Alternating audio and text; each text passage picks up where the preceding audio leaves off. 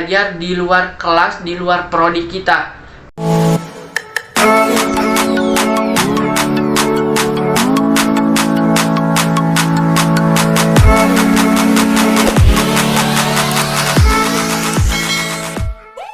Hello everyone, bonjour, ça va?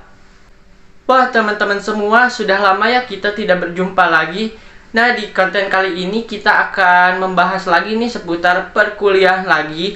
Tetapi kita kesampingkan dulu ya tentang KIP kuliah atau seputar beasiswanya. Nah teman-teman semua, perlu kalian ketahui di konten kali ini, seperti yang sudah kalian lihat di thumbnail dan juga judulnya, kita akan membahas seputar MBKM. Apa itu MBKM dan juga program-program di MBKM. Tetapi di konten kali ini aku mau bahas nih salah satu program di MBKM yang udah aku ikutin. Nah, di sini juga aku mau sedikit sharing tentang program tersebut. Apa itu programnya? Let's see. Apa itu MBKM?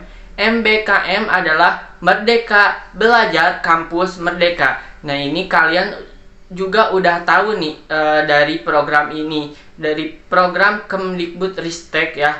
Nah, di kampus kita kan sekarang sudah menerapkan atau mengimplementasikan program ini ya di beberapa kampus, dan hampir seluruh kampus Indonesia juga hampir semua sudah menerapkannya. Kampus mengajar. Wah, teman-teman semua, pasti teman-teman semua ada yang tahu nih kampus mengajar itu apa. Nah, dan mungkin beberapa teman-teman semua di sini yang mengikuti Instagram aku ya, Instagram aku.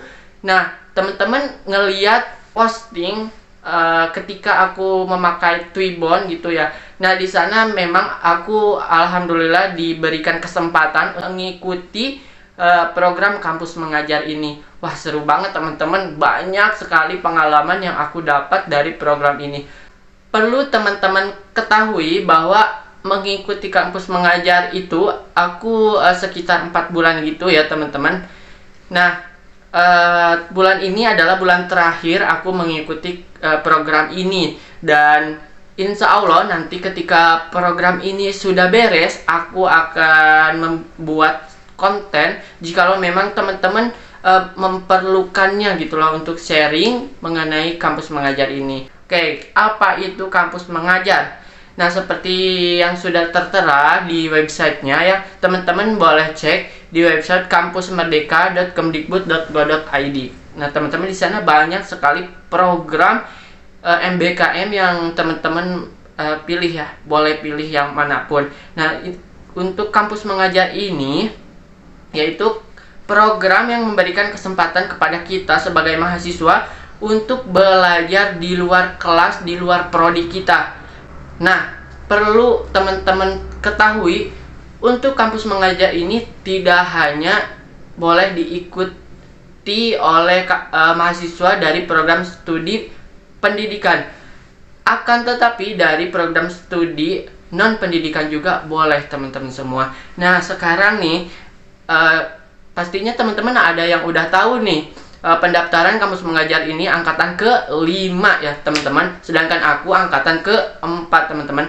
Nah, teman-teman pastinya sudah ada yang tahu nih sekarang pendaftarannya masih diperpanjang teman-teman, karena ada perpanjangan. Nah, teman-teman yang belum tahu boleh sekarang dicek di postingan Instagram kampus mengajarnya ya. Cek aja di kampus mengajar. Nah, di sana ada pengumumannya, yaitu pendaftaran kampus mengajar angkatan 4 hingga tanggal 27 November 2022 ini.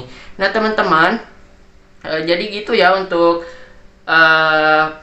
tentang kampus mengajar ini. Tidak hanya mengajar aja di kelas gitu, teman-teman boleh mengeksplor apapun yang teman-teman mau sampaikan ke anak-anak, ke para murid ya. Nah, nanti teman-teman akan ditempatkan, ada yang di SD dan yang kedua ada yang di SMP teman-teman.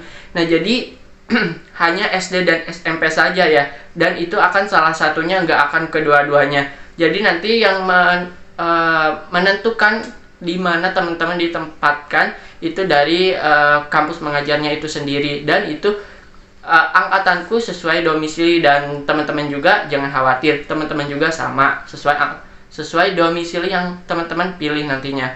Seperti itu.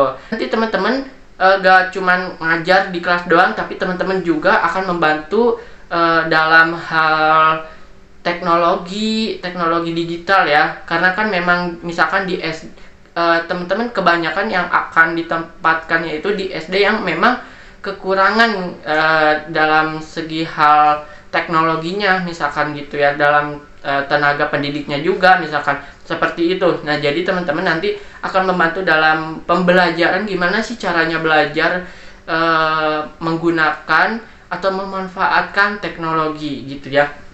Seperti itu. Selanjutnya teman-teman juga nantinya akan membuat strategi pembelajaran yang cocok buat sekolah ini seperti apa. Teman-teman akan observasi. Nah, observasinya itu nanti seputar fasilitas yang dimiliki sekolahnya, bagaimana keadaan sekolahnya, bagaimana keadaan sumber daya manusianya, yaitu tenaga pendidik, staf-staf lainnya, terus lagi bagaimana keadaan tingkat kemampuan numerasi dan juga literasi. Karena perlu teman-teman ketahui, dalam kampus mengajar ini kita ditekankan untuk meningkatkan kemampuan literasi dan juga numerasi para siswa di sekolah tersebut, baik itu SD maupun SMP. Nah, untuk syaratnya pasti teman-teman tahu ya. Nah, syaratnya itu ada minimal IPK. Jadi IPK teman-teman bukan IP semester ya, tapi IPK-nya itu minimal 3. Jika kurang dari 3, teman-teman nggak bisa ikut kayak gitu. Nah, dan juga minimal yang semester berapa sih Kak yang ikutnya? Nah, minimal teman-teman yang sekarang lagi semester 4 mau ke semester 5. Dan teman-teman boleh cek ya untuk kelengkapannya, boleh cek di kampus Merdekanya ya. Di sana ada banyak sekali persyaratannya.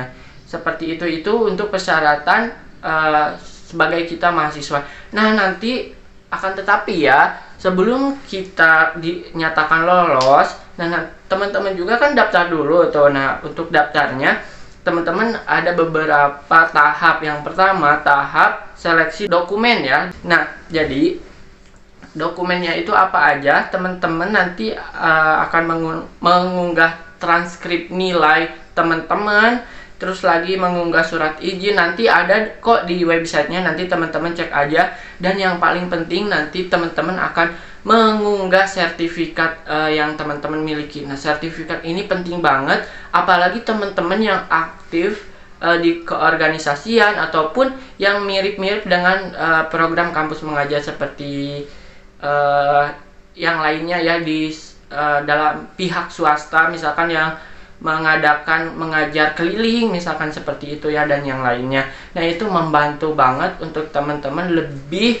nilainya lebih besar dari teman-teman yang lainnya, seperti itu teman-teman. Jadi kalau ada, nanti teman-teman lampirkan saja.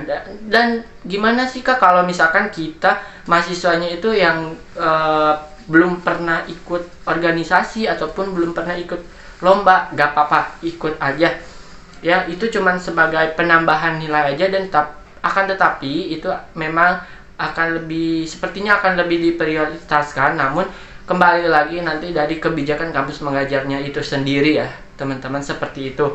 Nah, selanjutnya teman-teman juga yang ikut ini gak hanya dari perguruan tinggi negeri saja, akan tetapi boleh seluruh kampus Indonesia boleh ikut daftar ya teman-teman.